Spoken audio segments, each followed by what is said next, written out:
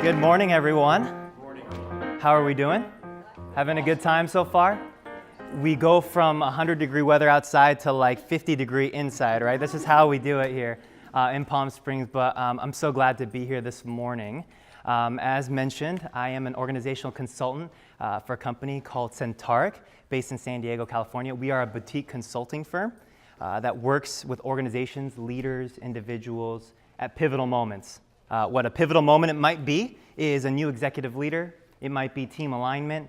It might be when you're entering into a partnership. You want to vet out that person and say, is this person who they say they are?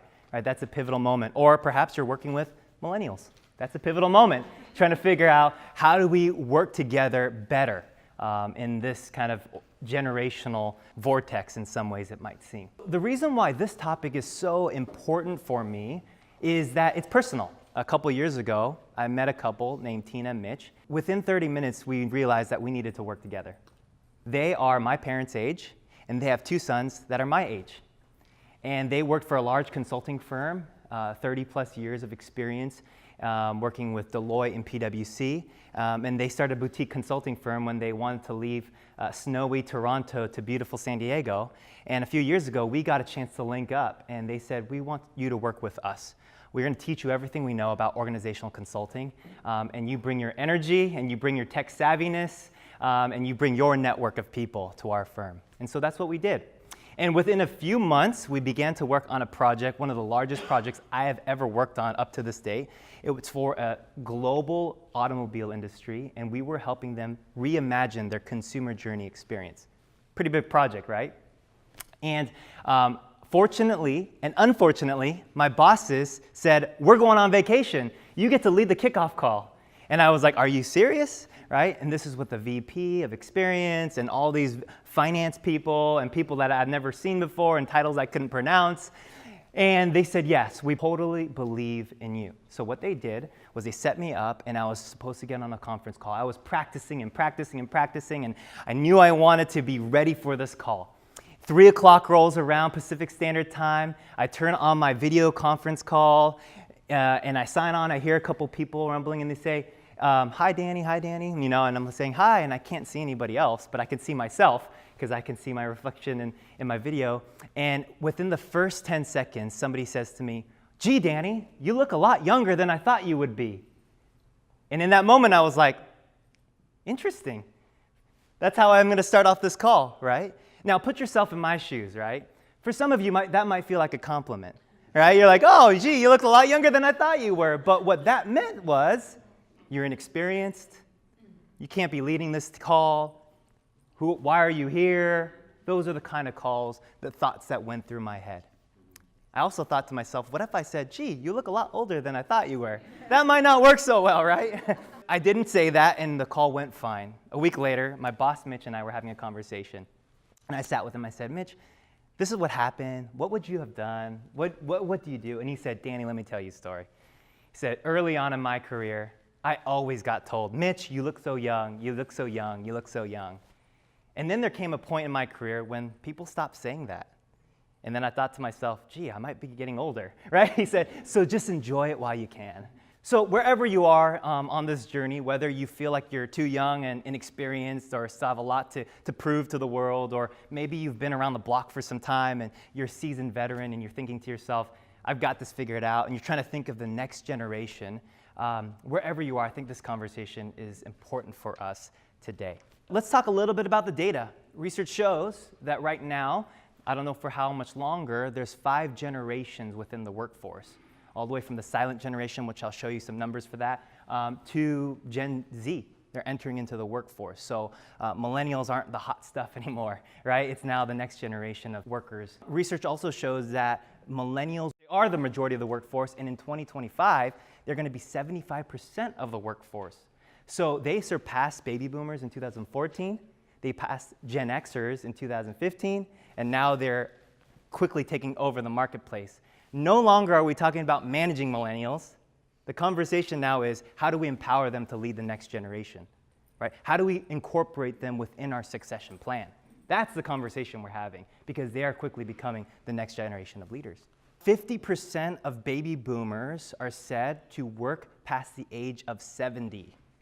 Now, if that's you, you're probably like, no way I'm working that late, right? But because of things like the recession, right, older generations are having to work longer, right? So what does that mean? It's impacting the marketplace. There's less room for millennials and Gen Xers to enter into the workforce and take over some of those positions. And then finally, it has been reported that 60% of people in the workplace say that there is generational conflict.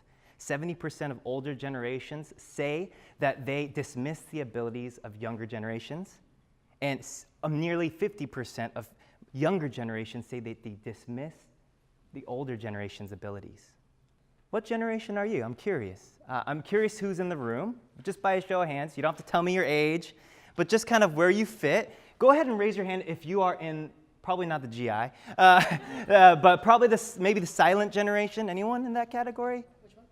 Silent generation, 1925 and 1942? Okay. Close, maybe not. Okay. How about baby boomers? Raise your hand in the room. Okay. How about Gen Xers? Oh, okay. Majority. So I'll make sure I don't speak bad about the Gen Xers, right? What about millennials? Awesome. Okay. Great. No Gen Z, obviously, not yet. So that's where we are. So rather than me sharing and telling you all about who you are, I'm going to give you an opportunity to experience something together. Is that okay? I know we got to warm up the room a little bit. So this is what I'm going to need. We've got 4 tables set around the room. Back there. I'm going to need 5 volunteers from each generation. Millennials, there's only 3 of us, so you'll be okay. But what we're going to do is I'm going to give you about 10 minutes to work on a very simple puzzle. You guys are all artists, right? You can do this. And it's a very simple puzzle that I'm going to give you about 10 minutes to work on. There is a table back there for Gen X, millennials, baby boomers, and mixed. I'm going to have 5 people work on the puzzle, and if you're not working on the puzzle, I'm going to have you observe what's happening. So, can I get some brave volunteers to help me with this activity? Okay, great. So let's get 5 Gen Xers back there. Let's get 5 millennials back there. Let's get 5 baby boomers right here.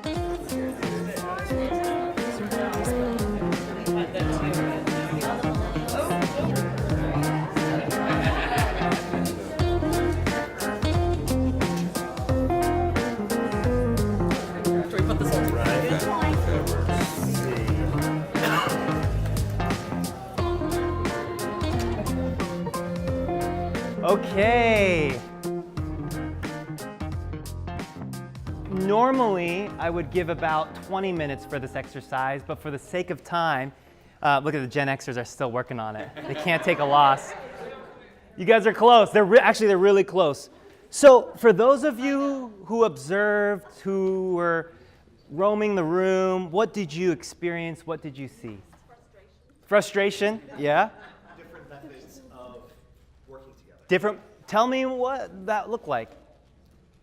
This is the whole judge each you.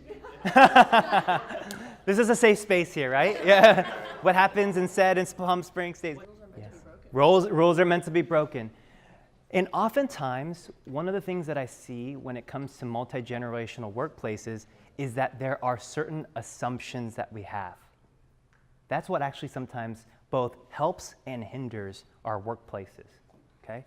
The assumptions that we place on each other. So even this puzzle, I kind of gave you a hint, but it was about challenging assumptions. This puzzle does not all face the same direction.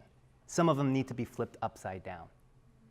And this is one of the few activities that we do when we work with teams because it gives us a project to work on that it's kind of on the side, and then it becomes such a learning opportunity thinking, what are the assumptions that we have about other people, about different generations, about even our work patterns and processes and who we think our customers are?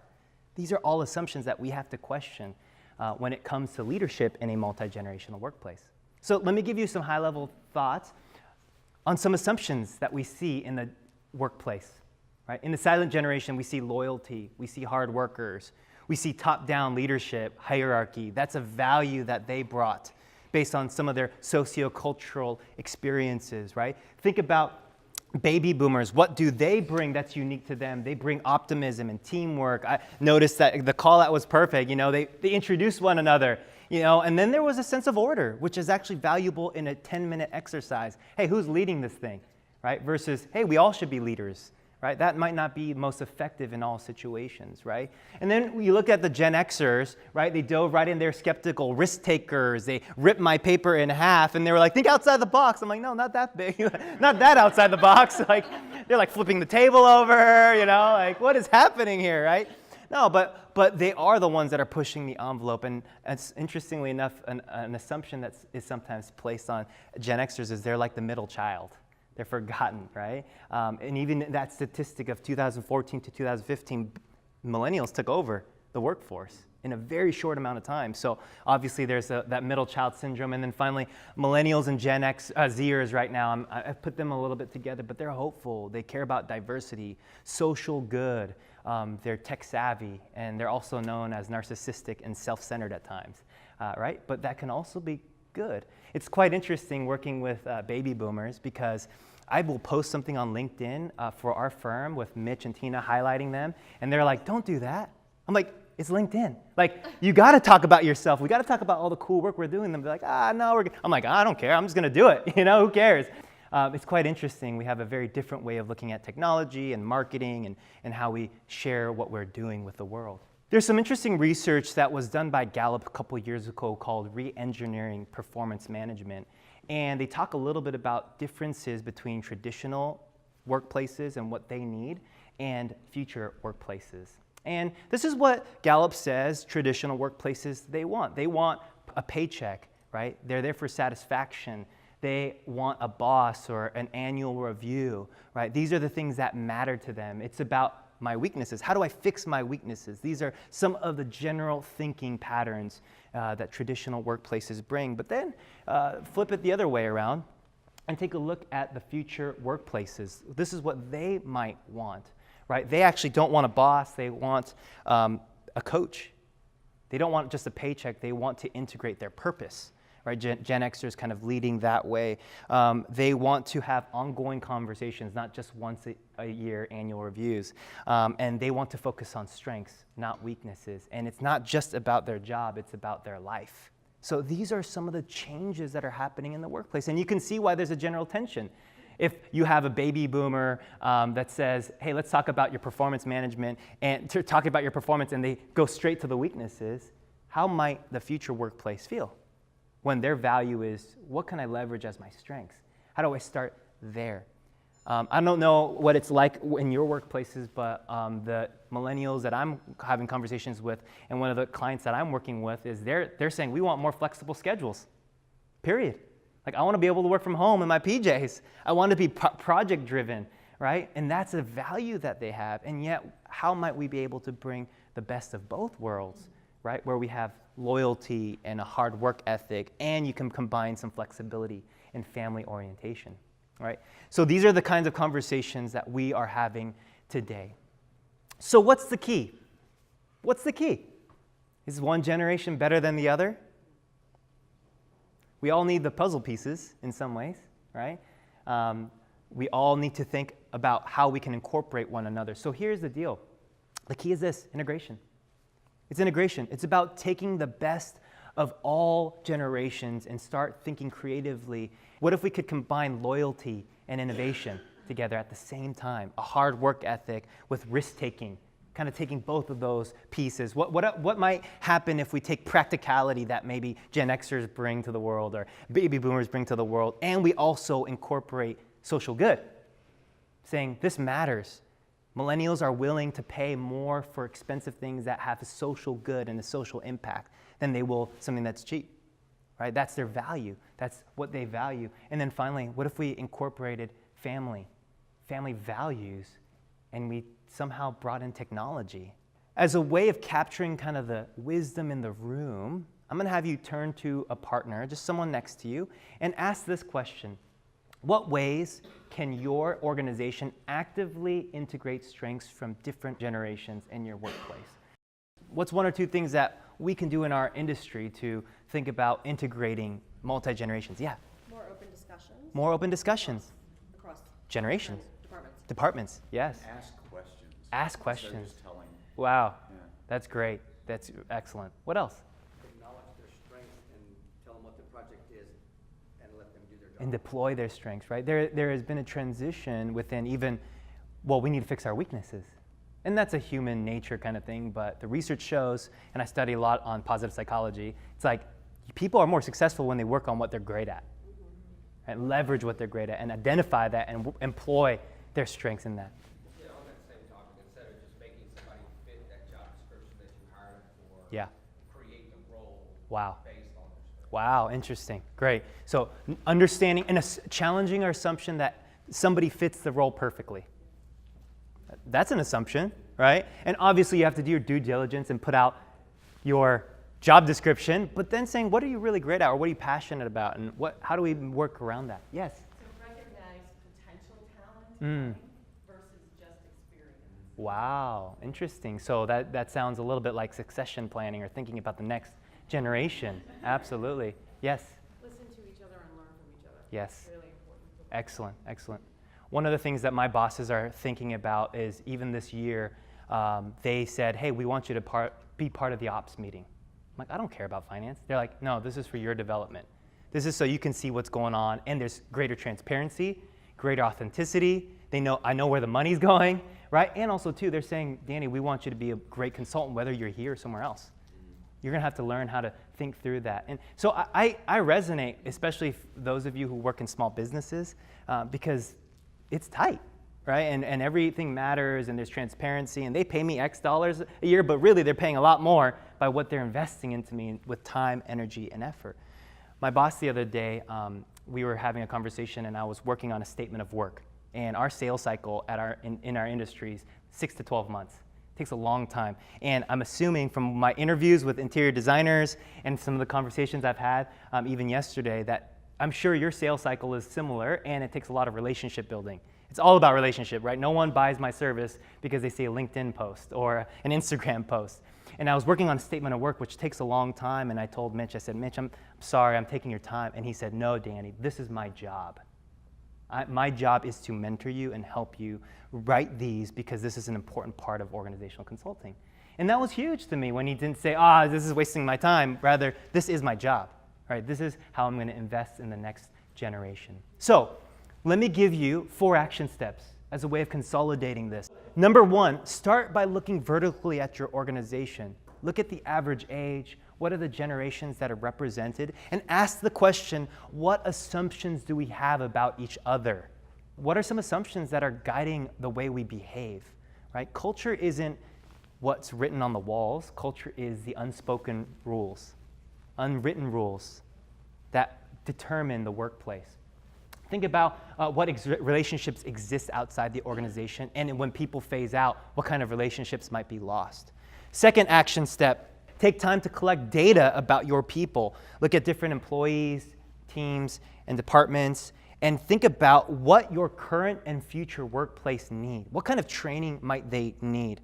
What are some key motivating factors for that generation? I was interviewing somebody that's an interior designer, and I asked them, I said, tell me about the dynamics in your workplace. He is the only millennial, and he has 4 Gen X baby boomer designers that are in his office. And he was telling me, I was like, tell me about that dynamic. And he said, well, it's quite interesting because right now, our clients are baby boomers and Gen Xers. Because guess what? They have the money. But guess who's coming? Right? Millennials. They're the ones that are going to be making the money and spending the money on this kind of stuff. And he said that his competitive advantage in San Diego is that he is a millennial, that people want to know, because there's an assumption and there's a bias, and that helps us feel comfortable, but I want somebody that looks like me to help me figure out what I need. Right? So that's quite interesting. Investing in the next generation is also a strategic investment, saying, how can I bring that? I was having a conversation with my bosses, and I was telling them, I said, guys, I'm not talking with the executive suite right now, because I look too young, right? Based on my first story, right? I'm not working with executives and CEOs. I'm not executive coaching them. I'm coaching mid-level managers right now, but I'm not there yet. And they said, that's fine, Danny. This is a long-term game, because eventually they're going to become CEOs and have their own companies, and you will be their advisors. But it's about creating that rapport right now, so that when there's a need, they call me. Think about that. That's quite an they have a long-term view in mind rather than what can I get right now. And action step number 3, pay attention to generational diversity and some of the biases, and think about ways in which you can create programs or projects to help them work together, much like we did here. I didn't get a chance to do this because there are only 4 millennials, but we could have had a mixed group in intentionally getting people that work across different generations say, how might we bring the best of both worlds? And also, I think what's important is to think about how we can share information with other people in the organization. Even though they may not be at the strategic table, consider how do we allow them to be a part of the conversations of where our firm is going, where our company is going. And then finally, action step number 4, encourage intergenerational relationships to create opportunities for projects. The one I want to point out here is consider mentorship programs, being intentional with that, spending time with different generations, and also think about reverse mentorship. Think about how you can reverse the conversation rather than just having a mentorship go one way, but think about inviting people to the conversation that are younger than you and say, hey, could you help me out? When I was working at the university in an academic setting, I employed my Gen Zers to run our social media campaigns. Because I was like, guess what? They're more relevant than I am. And I'm a millennial, right? And so I was using the talent that was behind me to really think about how we can boost our efforts. Hopefully those give you a couple action steps that you can employ next week as you go back to the workforce. Having candid conversations, asking good questions, and being intentional about mentorship and how we can invest into future generations. So let me end with one last analogy.